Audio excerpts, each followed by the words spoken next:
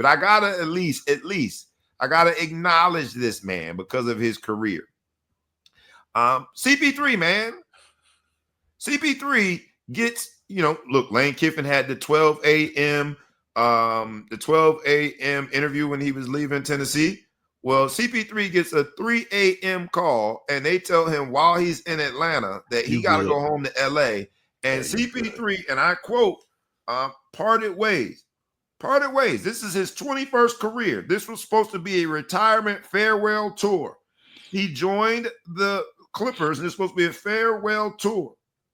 While he's a 40-year-old man, and they aren't going to lose a lot in terms of the on-the-court productivity, to be sent home and to have to announce it by way of an Instagram story in the middle of your farewell tour.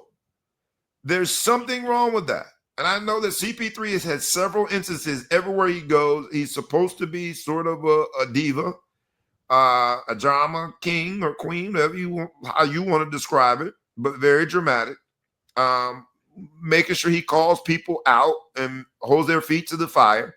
But in year 21, at 40 years old, you got to be an absolute dummy to think that they're going to put up with that. And at the same token, if you're a CP3 fan, if you're a purist who thinks that the elder statesman and the veteran should hold that seat, the uncomfortable seat in the locker room, you got to be celebrating it. So I'm asking you, and I'm asking everybody. First, I want to ask, weigh in. Those who are watching the live viewing of the live recording of this, weigh in. Give me your take on Lane Kiffin, but also weigh in here. Should we be mad at the LA Clippers for ruining the farewell tour? There are people that bought tickets to their games. They're 5-16, going nowhere fast. And there are people buying tickets to the games, not because they want to see Kawhi Leonard, if he plays, not because they want to see James Harden, not because they want to see Tyronn Lue, because they want to see CP3 one last time before he says farewell, who won't get to see him.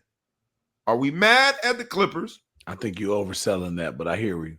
There's some people that you wouldn't buy a couple, 2-3 people. We just gonna call this extended load management. Last name Paul. Yeah, they say this is what you call 40-year-old load management. You done now.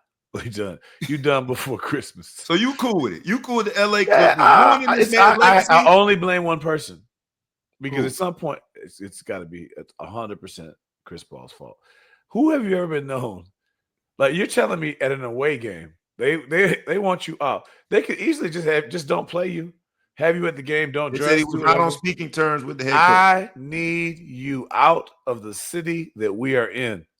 I want you. Only you can be responsible for that. I hold the Clippers. I do not hold them responsible because it would be too easy just to do any other unless you're a complete asshole. There's no other. So many people have not dressed, a healthy scratch, all kinds of stuff. I don't want you here anymore. You being in the city is too close.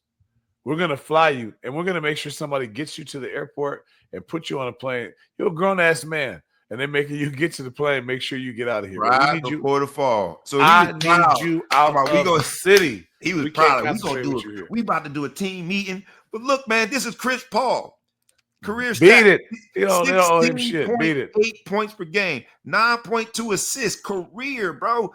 12 All-Stars, 5-time assist champ, All-Star MVP, even LeBron Rookie of the Year, 6-time steal champ, 4-time All-NBA team, 7-time All-NBA defensive first team, first ballot Hall of Famer, arguably, now I'm not saying it's absolute, but arguably the best point guard of all time. And now he has to add to his legacy. He was sent home from Atlanta by these bum-ass Clippers.